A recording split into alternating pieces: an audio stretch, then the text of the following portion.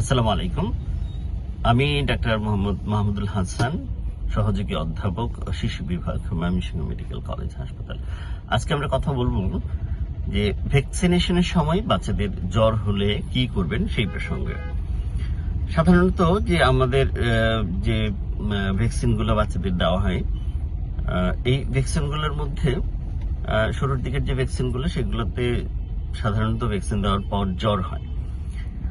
আর vaccine দেওয়ার পরে যদি শুধু ভ্যাকসিনেশনের জন্য জ্বর হয়, তাহলে সেই ক্ষেত্রে এই জ্বরের ডিউরেশনটা খুব বেশি দিন হয় না, সাধারণত একদিন বা তার পরেই এই জ্বরটা কমে যায়।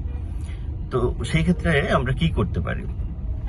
যদি জ্বর হয়, জ্বরের জন্য প্যারাসিটামল শুধু ব্যবহার করবেন, কোনো ধরনের অ্যান্টিবায়োটিক এই ক্ষেত্রে ব্যবহার করা উচিত হবে না একেবারেই।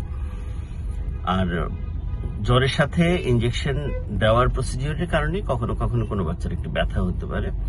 সেই ব্যথার জন্য এই প্যারাসিটামল দিলেই যথেষ্ট, অন্য কোনো অ্যান্টিবায়োটিক বা অন্য কোনো কিছু দিতে হবে না। তবে কখনো কখনো ভ্যাকসিন জনিত জ্বর, এটার সাথে দেখা যায় অন্য ইনফেকশন জনিত বা অন্য কোনো কারণে যদি জ্বর থাকে, সেই ক্ষেত্রে জ্বরটা একটু দীর্ঘমেয়াদী হবে।